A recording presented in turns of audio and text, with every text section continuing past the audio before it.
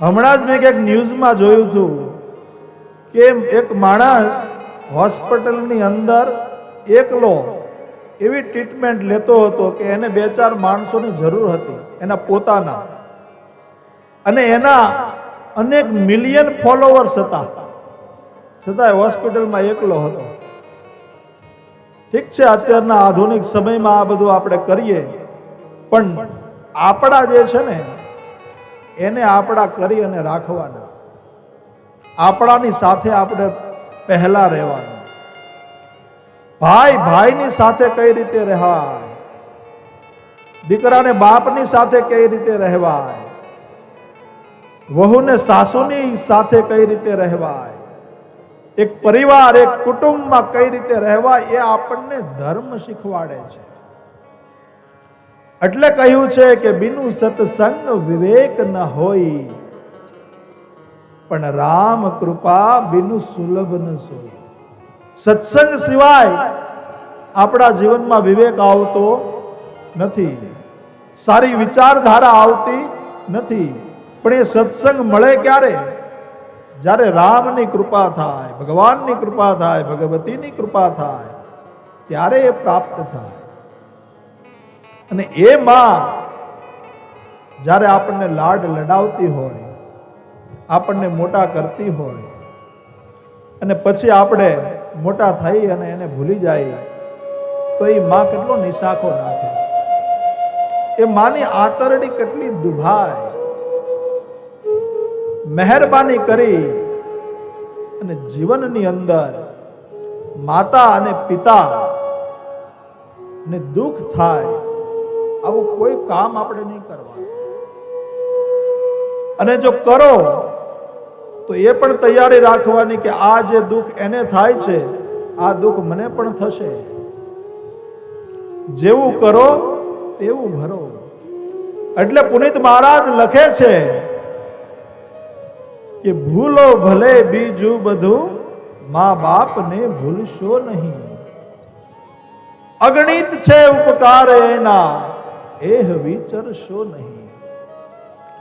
ભૂલો ભલે બીજું બધું, મા બાપને ભૂલશો નહીં. અગણિત છે ઉપકાર એના, એહ વિસરશો નહીં. લાખો કમાતા ઓ ભલે, મા બાપ દેથી નાથ રહ્યા. લાખો કમાતા ઓ ભલે, મા બાપ દેથી નાથ રહ્યા.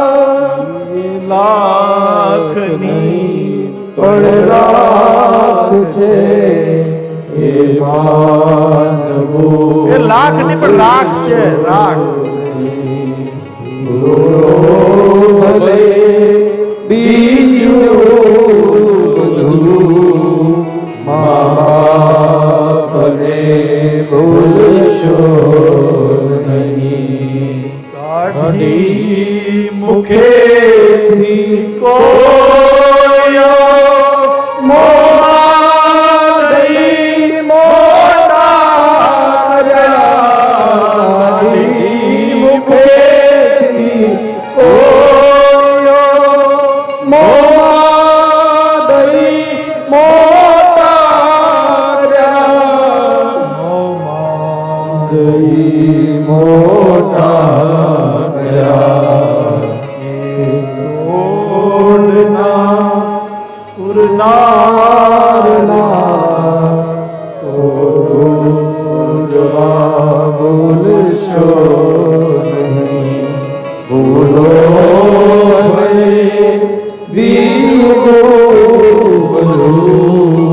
મા બાપને ભૂલશો નહીં, કેમ કે જે કરશો એ જ ભરશો. લાખો લડાવ્યા લાડકા મને કોડ સૌ પૂરા કર્યા, લાખો લડાવ્યા